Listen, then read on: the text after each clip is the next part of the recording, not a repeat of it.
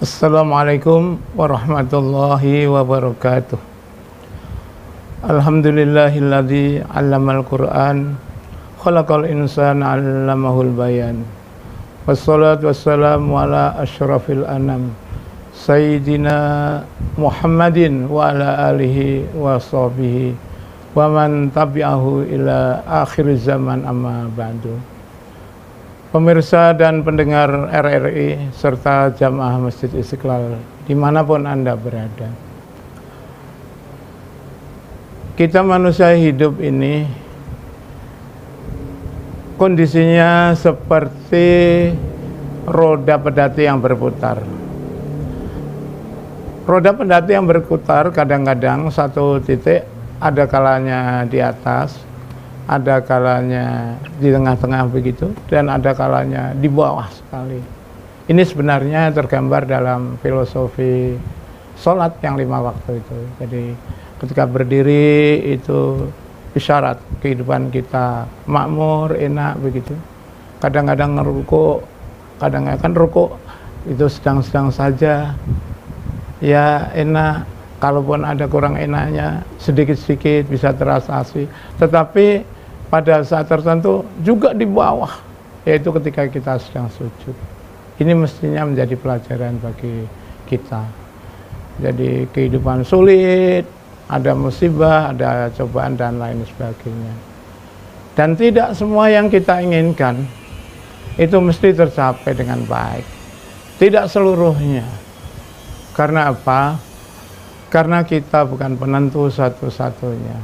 Yang lebih menentukan adalah Allah Subhanahu wa ta'ala. Lalu bagaimana solusinya? Ketika keadaan kita itu seperti roda yang berputar, kadang-kadang di atas itu maksudnya ya sehat, banyak teman, makmur, segala urusan lancar, dan lain sebagainya. Semua senang dengan kita, mendukung. Tapi sebaliknya, kadang-kadang banyak masalah, ada musibah, fitnah, rezeki juga mungkin agak seret dan lain sebagainya. Seperti itulah. Tapi tidak selamanya di atas, tidak selamanya pula di bawah. Jadi berputar. Para pemirsa dan pendengar RRI serta jamaah Masjid Istiqlal dimanapun Anda berada, semua orang tentu menginginkan hidup itu enak, segala kegiatan lancar, segala rencana tercapai, dan sebagainya. Tapi faktanya, kenyataannya tidak seperti itu. Lalu apa yang harus kita lakukan? Para pemirsa, sebagai orang yang beriman, kita dibekali oleh Allah Subhanahu wa ta'ala kitab suci Al-Quran. Masih dalam semangat nuzulul Quran, mari kita buka kitab suci kita itu. Kalau kita sedang menghadapi musibah, cobaan, ujian, dan lain sebagainya, apa solusinya menurut Al-Quran? Kita belajar dari Al-Quran banyak. Fungsi Al-Quran utamanya adalah sebagai hudan, petunjuk, pedoman hidup.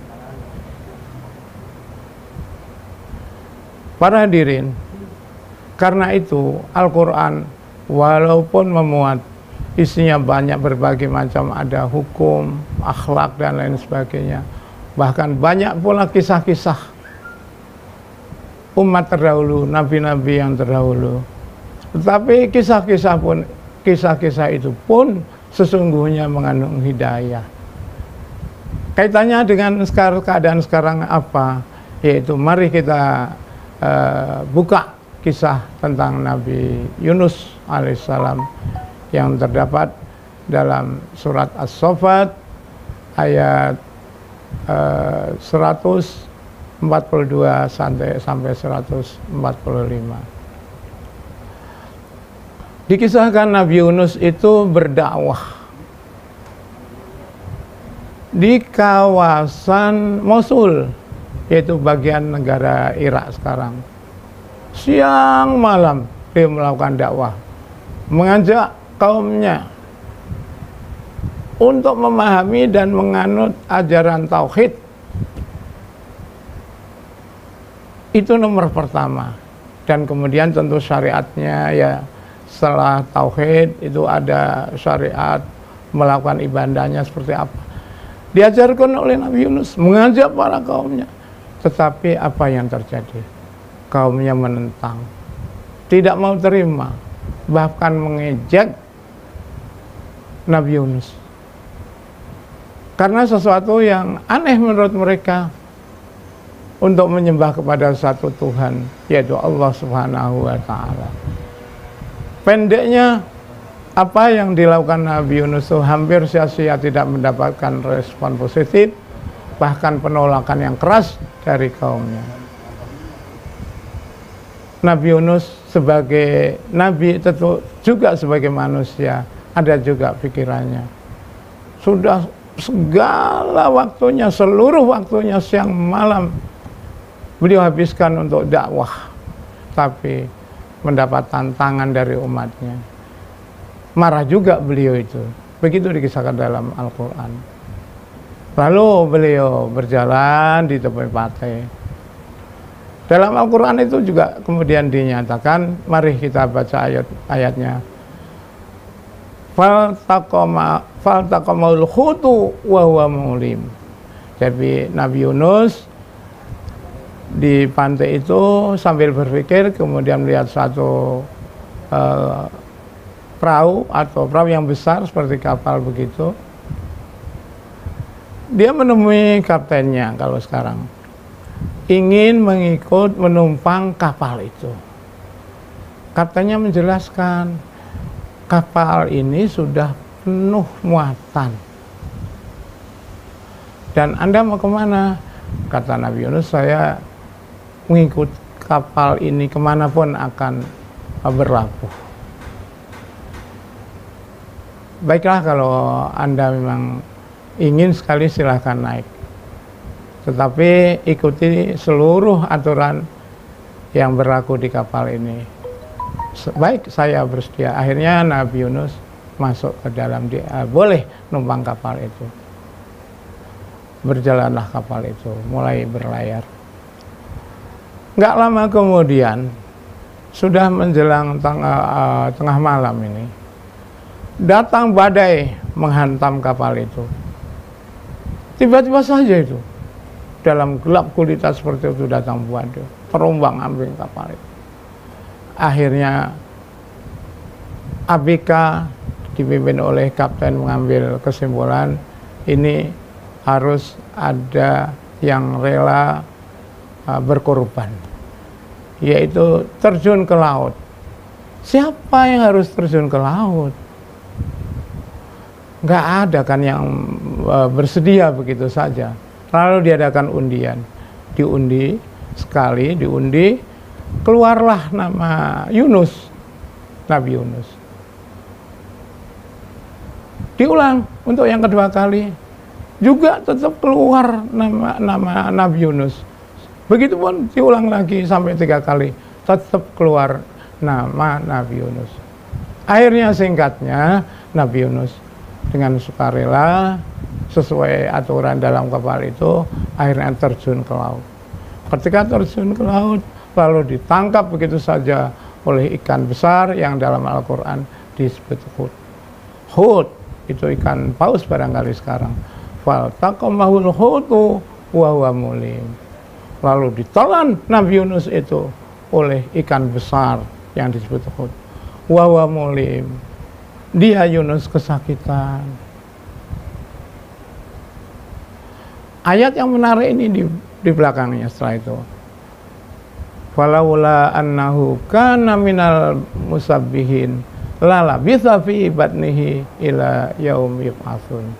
Sekiranya Yunus tidak termasuk orang-orang yang selalu membaca tasbih, lala bisa fi batnihi ila yaumi yub'atsun, niscaya dia akan tinggal di perut ikan itu untuk selama-lamanya. Yaumi yub'atsun itu artinya selama-lamanya. Nah, Kenyataannya kan tidak. Nabi Yunus kan akhirnya selamat. Mari kita lihat pada surah yang lain, yaitu surat Al-Anbiya. Dalam surat Al-Anbiya itu Allah berfirman, fanada rabbahu, lalu dia manggil-manggil Tuhannya. Nabi Yunus berdoa, an la ilaha illa anta subhanaka inni kuntu minadh dhalimin. Dia berdoa mohon kepada Tuhannya. Apa doa atau permohonannya itu? Yaitu la ilaha illa anta subhanaka inni kuntu minadh dhalimin. Artinya la ilaha illa anta, tiada Tuhan selain Engkau ya Allah. Subhanaka maha suci Engkau, inni kuntu minadh dhalimin. Sungguh hamba termasuk orang-orang yang zalim. Para pemirsa dan jamaah Masjid Istiqlal dimanapun Anda berada, apa pelajaran yang kita petik dari kisah Nabi Yunus ini? Yaitu intinya adalah ketika kita mendapatkan kesulitan, cobaan, musibah dan sebagainya seperti itu yang tidak kita senangi, kejadian-kejadian baik yang sifatnya keduniaan, dalam rumah tangga, bahkan kebangsaan dan lain sebagainya, hendaklah kita banyak-banyak membaca tasbih. Teksnya, lafal tasbihnya itu apa? Dijelaskan dalam ayat tadi itu, tasbih yang dibaca oleh Nabi Yunus adalah la ilaha illa anta subhanaka inni kuntu minadh dhalimin. Mari kita cermati anatomi doa atau tasbih Nabi Yunus. Kemudian pada ayat itu berikutnya Allah berfirman, fastajabna lahu wa najainahu minal ghammi. Kami kabulkan dengan doa seperti itu, kami kabulkan dia, permintaan dia. Wa najainahu minal ghammi. Dan kami selamatkan dia Yunus minal ghammi, dari penderitaan, kesulitan. Jelas ayat ini. Subhanallah, itulah Al-Quran, kitab suci kita para pemirsa, para pendengar RRI, serta jamaah Masjid Istiqlal dimanapun Anda berada. Kita mungkin setiap hari ya sering membaca tentang itu. Tetapi mari pada malam hari ini, pada kesempatan ini, kita hayati, kita kaji maknanya. Apa yang terkandung pelajaran apa yang terkandung dalam ayat itu? Yaitu sekali lagi ketika kita menghadapi musibah, kesulitan dan lain sebagainya, hendaklah membaca tasbih.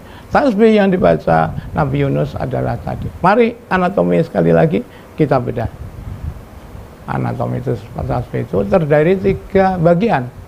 Yang pertama, la ilaha illa anta, tiada Tuhan melainkan Engkau. Anta di sini Engkau siapa? Yaitu Allah. Apa la ilaha illa anta itu? Itu adalah ikrar, pengakuan, syahadah, kesaksian. Seperti kita mengucapkan syahadah, asyhadu an la ilaha illallah. Itu yang pertama. Yang kemudian subhanallah, yaitu membaca tasbih. Dalam ayat tadi juga disebutkan subhanallah. Tasbih Nabi Yunus itu dalam perut ikan itu selalu membaca tasbih. Artinya ketika kita dalam penderitaan, menghadapi kesulitan itu, hendaklah banyak membaca tasbih. Tasbihnya yang tadi nanti kita lihat dalam Al-Quran bersama-sama, yaitu La ilaha illa anta subhanaka. Bagian yang ketiga, inni kuntu minadh dhalimin. Sungguh hamba termasuk orang-orang yang zalim. Itu artinya apa? Artinya adalah pengakuan tobat bahwa telah melakukan perbuatan zalim. Pelajaran yang kita petik apa?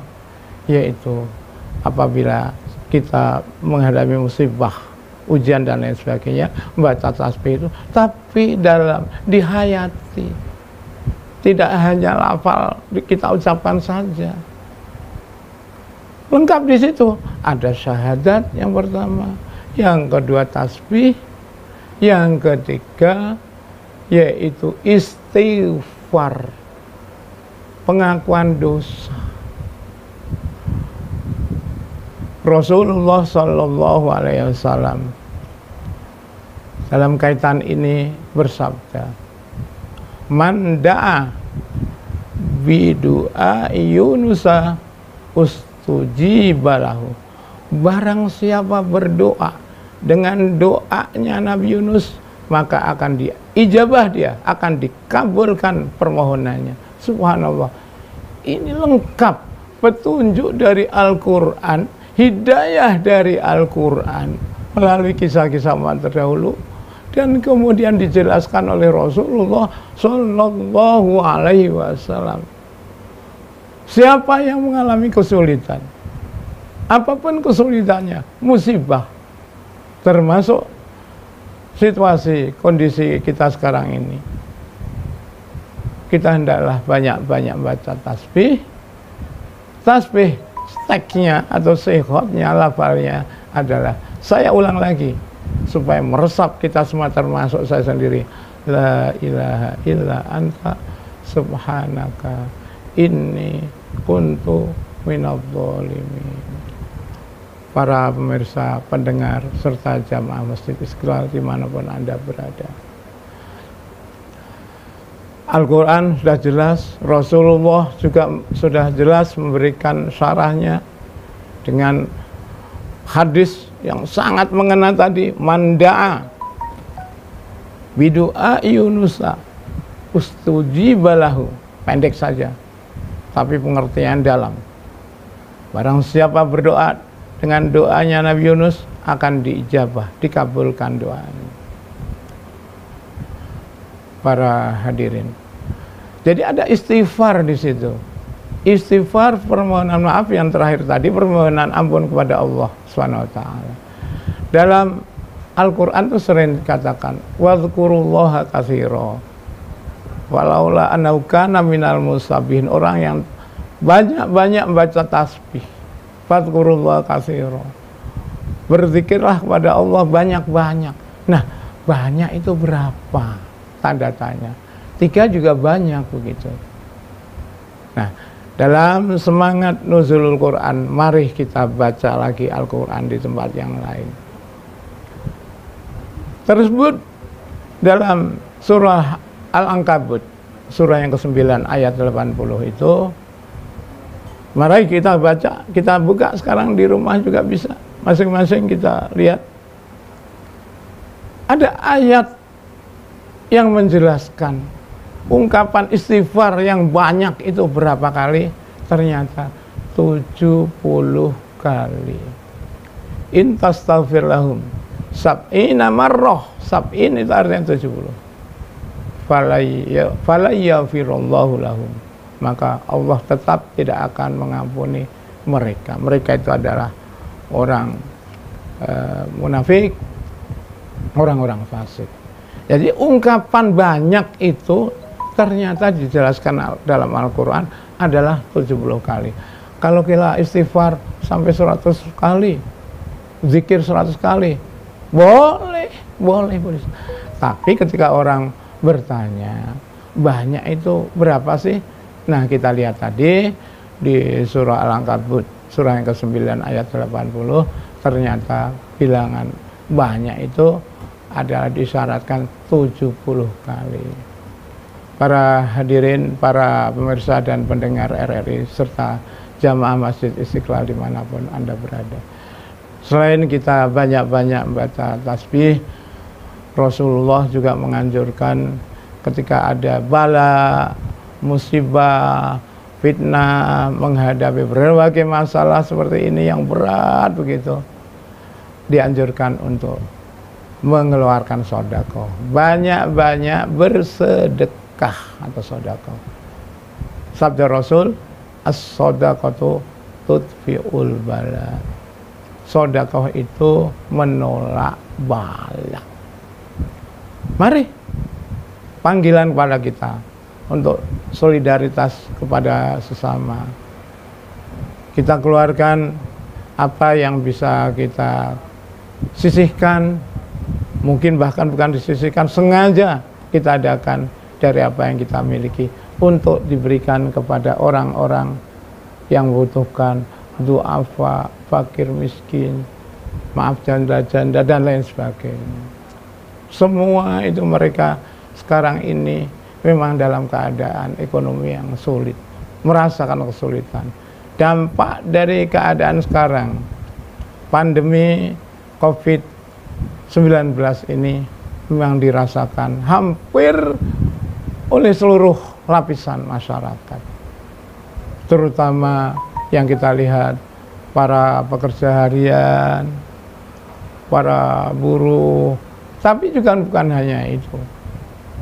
Semua mengalami kesulitan ini. Para pengusaha tentu saja. Para pedagang, ya sudah jelas. Menjelang Ramadan puasa ini biasanya mereka sudah mempersiapkan stok. Belanja banyak-banyak dagangan. Dengan harapan nanti akan terjual habis, laku keras seperti biasanya di bulan Ramadan. Ternyata apa yang terjadi, ya Allah, semua yang diinginkan, yang direncanakan itu menjadi angan-angan saja. Ini tentu musibah, cobaan, ujian. Sebenarnya kalau kita sebagai orang yang beriman, kita dalam Al-Quran, sekali lagi hidayah Al-Quran itu luas sekali. Orang yang beriman itu juga akan dicoba, diuji oleh Allah Subhanahu wa ta'ala. Ahasiban nas ayutraku ayakulu amana wa hum la yuftanun. Apakah manusia cukup dengan mengucapkan aku telah beriman lalu tidak akan mendapatkan ujian? Oh, ayat yang berikutnya, orang-orang yang terdahulu juga begitu, sudah beriman juga mendapatkan ujian. Jadi bagi kita hidup ini memang biasa saja, al-qari'ah, ujian ini, ada musibah dan lain sebagainya. Orang yang beriman itu kata Rasulullah, ajib itu kekaguman Rasulullah, luar biasa sikapnya, indah, bagus, karena hanya ada dua, yaitu syukur dan sabar. Ketika mendapatkan kenikmatan, kemudahan, rezeki yang luas, bersyukur pada Allah. Baik kata Rasulullah, fakana lahu khairan, maka itu baik bagi dia. Tetapi ketika mendapatkan kesulitan, musibah, ujian, rezeki yang enggak lancar, kesulitan, bahkan pailit dan lain sebagainya, sabar, jika dia sabar, fakana khairan lahu, maka itu pun baik baginya. Jadi bagi orang mukmin ini, kalau kita menghayati ayat-ayat Al-Quran, hadis-hadis Rasulullah, maka sebenarnya sudah ada terapinya, petunjuk yang jelas. Kita hanya ada dua, syukur dan sabar. Para pemirsa dan pendengar RRI serta jamaah masjid Istiqlal dimanapun Anda berada.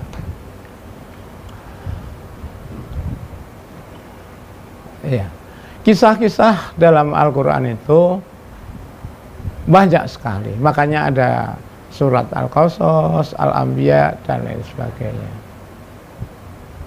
Dalam kaitan ini kita belajar dari kisah-kisah umat terdahulu yang kita sebut hidayah, karena fungsi utama Al-Quran itu adalah hadiah, ada apa, hidayah, petunjuk. Bukan hanya kisah Nabi Yunus yang pada malam ini menjadi fokus utama dari bicaraan kita, tapi hendaknya juga dipelajari kisah-kisah umat yang terdahulu yang lain, nabi-nabi yang lain. Misalnya sangat menarik adalah, ya sesungguhnya semua juga menarik, tapi dalam kesempatan mungkin kita, Anda dan lain sebagainya, teman-teman saya, saudara-saudara saya yang terbatas, hendaklah dipelajari juga kisah Nabiullah Sulaiman alaihissalam. Nabi Sulaiman adalah nabi yang dikenal luas, beliau sebagai orang yang kaya raya. Bukan hanya kaya raya, beliau ilmuwan yang sangat berilmu. Lebih dari itu, dia mendapatkan anugerah dari Allah SWT, bisa menguasai bahasa pembicaraan jin dan pembicaraan hewan-hewan. Itu beliau luar biasa. Tetapi sungguh pun begitu, Nabi Sulaiman yang luar biasa hebatnya itu, apa yang beliau katakan ternyata keluar dari lisan beliau, hadza min fadli rabbi liyabluwani ashkuru am akfur. Semua ini kemewahan, kerajaan, istana, tentara, ilmu yang saya kuasai, semua ini adalah min fadli rabbi, dari anugerah pemberian Tuhanku. Jadi apa artinya? Artinya beliau tawadhu. Lanjut ayat itu, a'akfuru am ashkur, a'ashkuru am akfur. Apakah saya menjadi bersyukur dengan itu, am akfur, atau menjadi kufur, kufur nikmat. Luar biasa. Ini menunjukkan beliau itu tawadhu, rendah hati, orang yang sangat melimpah kekayaannya, yang sangat besar kekuasaannya seperti itu. Beliau mengatakan, ikrar, didengar oleh seluruh rakyatnya itu, hadza min fadli rabbi. Semua ini adalah semata-mata anugerah dari Allah Subhanahu wa taala. Para pemirsa dan pendengar RRI serta jamaah Masjid Istiqlal dimanapun Anda berada, kita belajar banyak dari kisah-kisah umat terdahulu dalam Al-Quran ini sebagai pelajaran modal bagi kita untuk menghadapi situasi apapun, termasuk situasi yang sulit pada hari ini.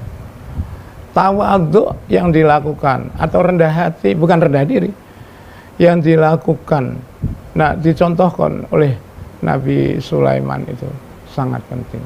Ini juga kita cermati sekali lagi dalam Al-Quran. Menurut para ulama, tengah-tengah Al-Quran lafalnya itu adalah wal yatalattof, ada dalam surat Al-Kahfi ya, ayat 19. Yang artinya apa? Wal yatalattof itu hendaklah berlaku lemah lembut. Itu artinya tawadhu. Kita memang harus tawadhu, rendah hati, hindari kesombongan, keangkuhan, takabur dan lain sebagainya. Dengan itu kita menjadi, insya Allah akan menjadi orang yang soleh dunia, bahagia di dunia dan akhirat. Terima kasih. Assalamualaikum warahmatullahi wabarakatuh.